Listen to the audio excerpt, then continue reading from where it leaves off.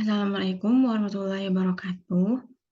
Perkenalkan, saya Imanda Esa Malia, NIM 22099 dari PSPA Angkatan 2018. Di sini saya akan mereview kembali terkait kuliah tamu 2 mengenai Analytical Development dan Registrasi Farmasi.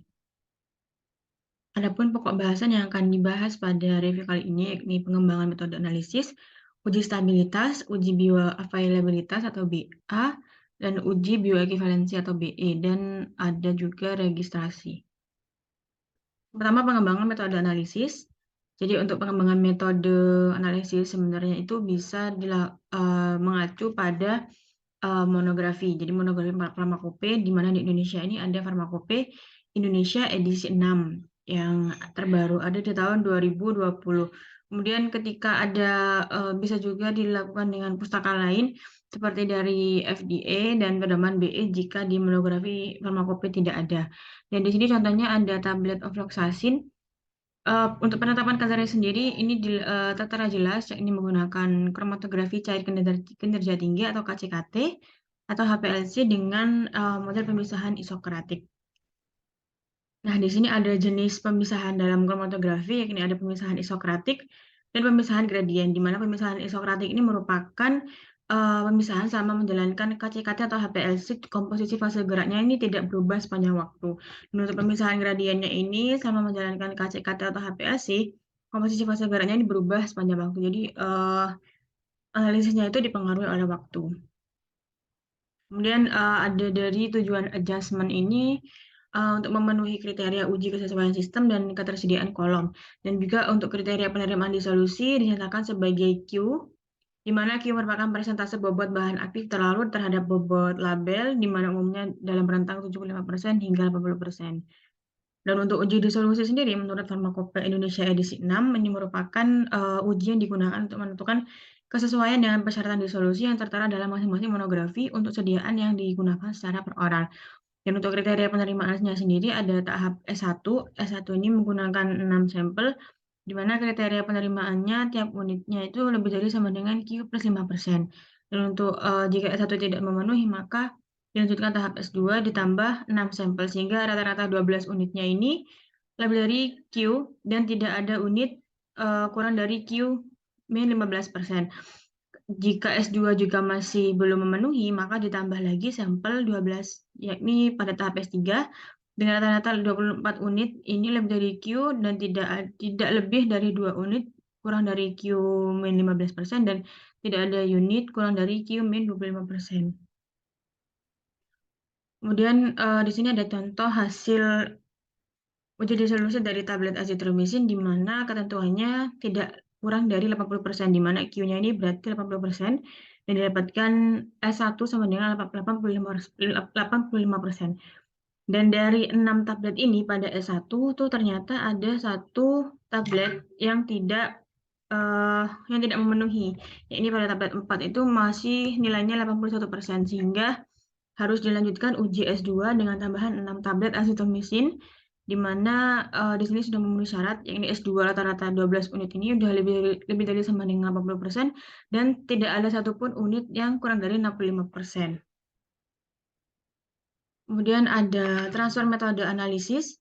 Ini ada comparative testing, merupakan metode yang paling umum dilakukan dan untuk metode yang telah tervalidasi. Kemudian sampel homogen dianalisis oleh SU. SU itu sending unit dan RU itu receive unit. Misalnya dari analytical development akan melakukan pengujian QC, sebagai penerima metode akan melakukan pengujian dan dibandingkan secara statistik. Jika sama, maka metode akan tertransfer dengan baik. Kemudian ada co-validation. Co-validation ini SU, tadi sending unit dan receive unit itu melakukan validasi secara bersama, di mana metodenya ini belum tervalidasi. Kemudian ada revalidation, ini berarti validasi ulang. Jadi RU ini mengulang validasi dan tidak bisa menjamin ekivalensi hasil sending unit dan receive unit. Dan kemudian ada transfer waiver, ini membuat justifikasi bahwa transfer metode tidak perlu dilakukan. Biasanya dilakukan untuk produk existing dan prosedur analisa yang telah digunakan. Untuk mekanismenya, personel SU pindah ke bagian receiving unit. Selanjutnya ada uji stabilitas. Di mana prinsip dari uji stabilitas ini untuk menjamin stabilitas produk, menjaga spesifikasi produk, dikemas dengan bahan kemas tertentu, disimpan sesuai kondisi yang telah ditetapkan. Adapun tujuan khususnya yakni yang ada 3 parameter. Yang pertama, pengembangan untuk membandingkan formula, proses, bahan kemas, registrasi, dokumen yang dibutuhkan, laporan stabilitas, dan post market melindungi dari klaim. Kemudian ada jenis uji stabilitas, yang ini ada stabilitas dipercepat, stabilitas jangka panjang, induced stability, dan stress testing. Kemudian untuk desain uji stabilitas sendiri ini ada kondisi penyimpanan. Jadi kondisi penyimpanannya ini bagaimana, misalnya suhunya harus berapa, kemudian kelembapannya berapa,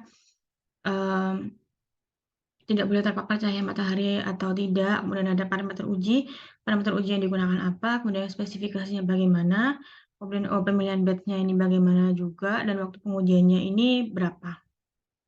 Kemudian tadi yang pertama ada metode induced stability, di mana biasanya digunakan untuk multiple dose produk setelah dibuka atau rekonstitusi.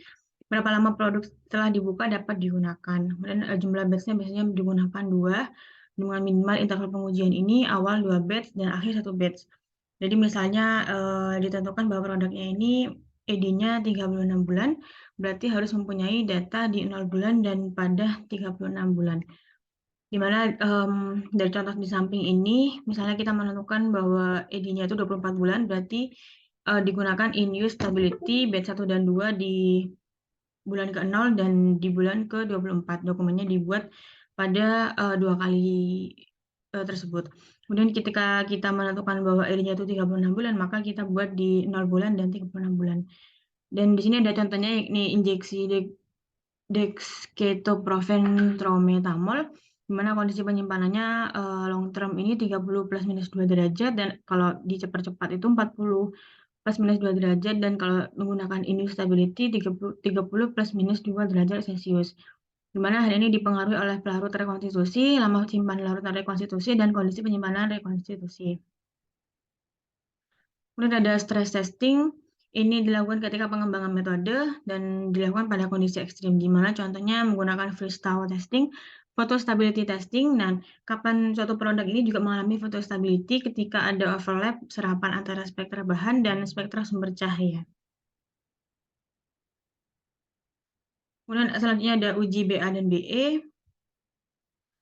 Jadi uji bioekivalen itu merupakan ekivalensi farmasetik atau alternatif farmasetik, di mana pada pemberian dengan dosis molar yang sama menghasilkan bioavailabilitas yang sebanding, merupakan efek yang sama juga.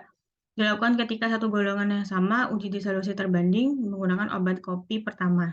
Kemudian untuk bioavailabilitas atau BA ini kecepatan dan jumlah bahan aktif atau senyawa aktif terserap dari produk obat dan tersedia di tempat kerjanya. Di mana pada obat komparator ini dilakukan uji in vivo bioekivalensi dan uji in vitro uji disolusi terbanding dengan menyesuaikan dengan kelas BCS, dan untuk in vivo-nya itu menyesuaikan dengan uji farmakokinetik, uji farmakodinamik, dan uji klinik. Kemudian kapan suatu produk itu tidak perlu diuji bioekivalensi lagi, hanya perlu diuji disolusi terbanding. Ketika misalnya di sini ada tablet X itu bahan aktifnya 10 mg dan excipient-nya 190 mg, sehingga bobot tabletnya 200 mg, di mana ini merupakan lolos uji BE, bioekivalensi, ketika kita ingin juga membuat produk yang sama, MITO produk, tapi tidak ingin lagi uji BE atau langsung saja uji disolusi terbanding, kita bisa menggunakan bahan aktif setengahnya 5 mg. Di mana di sini ada 3 opsi. Yang pertama excipient 95 mg, bobot tablet 100 mg, dan bisa juga dengan excipient 190 mg, sehingga bobot tabletnya 195 mg. Kemudian bisa juga menggunakan excipient 195 mg, sehingga bobot tabletnya 200 mg. Kemudian ada kriteria bioekivalen. Di sini ada 2 parameter, AUC pada T0 dan Cmax dinyatakan bioekivalen bila rasio nilai rata-rata geometrik AUC T per AUCR dan Cmax T per Cmax R sama dengan pada 90% confidence interval itu rata-ratanya 80 hingga 125%. Di mana di sini ada satu contoh. Di sini untuk 90% confidence intervalnya, yakni pada AUC, parameter AUC ini 90,16% hingga 107 91,35%. Dan untuk Cmax-nya 91,97% hingga 111,57%, sehingga bisa disimpulkan bahwa produk ini dinyatakan bioekivalen. Kemudian ada kriteria obat uji, di mana diproduksi pada fasilitas CPOB, sama dengan batch uji di solusi terbanding.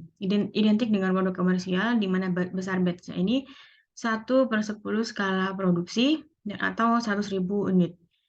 Uji di solusi terbanding ini menggunakan pendekatan uji bioekivalensi, dengan media disolusi paling menggambarkan kondisi in vitro pH 1,2, 4,5, 6,8 menggunakan kompendial, surfaktan kurang dari 1% dan biorelevan medium. Untuk parameternya ini menggunakan F2. Kriteria obat komparator pemilihan batch sangat penting, di mana acuannya itu batch uji di solusi terbanding. Perbedaan kadarnya kurang dari 5% kriteria. Dengan kriteria memiliki izin edar di Indonesia, dan bila tidak ada maka harus terdaftar di ICH dan negara asosiasinya.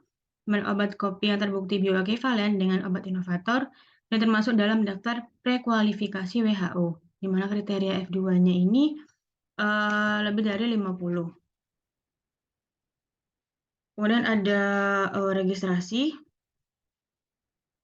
di mana alur registrasi obatnya ini bisa dari awal, yakni submit dokumen, kemudian ada praregistrasi, disetujui HPR, kemudian kita melakukan registrasi menggunakan NIE. NIE ini merupakan nomor izin edar dan AL, approvable letter, kemudian produknya akan dipasarkan. Dan tadi juga ada contoh bahwa kapan biowaiver itu dilakukan ketika berdasarkan potensinya, kriterianya bentuk sediaan yang sama tetapi dalam potensi yang berbeda, produsen dan tempat produksi sama, proporsi zat aktif dan eksipien itu sama, dan zat aktifnya ini sangat poten ketika jenis dan jumlah eksipien yang sama, pengisi dapat dikurangi jenis dan jumlah eksipien lain atau sama persis.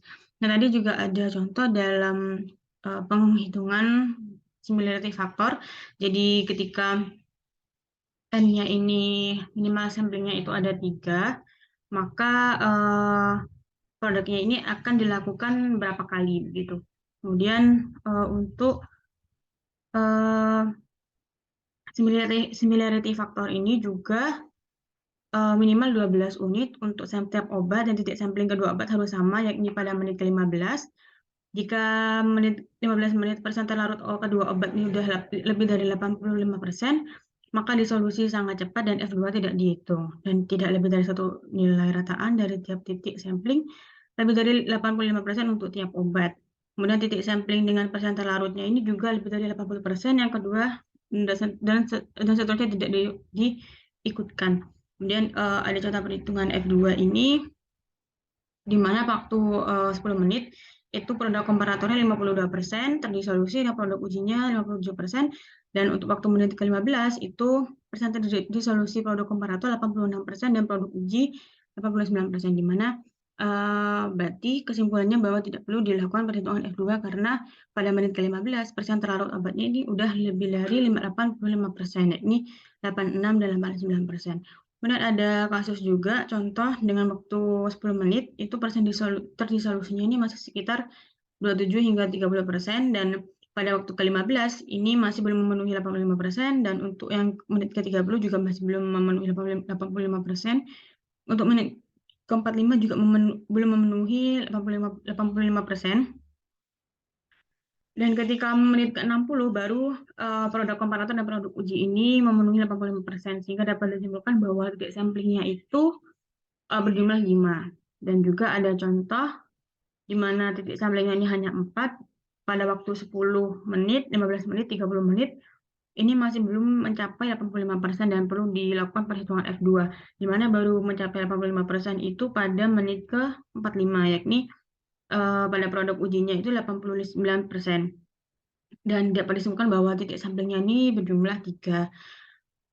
Dan juga ada contoh yang terakhir, ini ada ketika waktunya 10 menit, pada produk komparator 52%, produk uji 57%, dan pada waktu ke-15 itu produk komparatornya 80% dan produk ujinya 89%. Di mana pada kasus ini itu perlu dilakukan perhitungan F2 karena produk komparatornya belum belum memenuhi 85% dan masih berbeda nilainya dengan produk uji, dengan jumlah titik sampling minimal, 3%. Baik, sekian, review dari saya. Apabila ada salah kata saya mohon maaf. Terima kasih. Wassalamualaikum warahmatullahi wabarakatuh.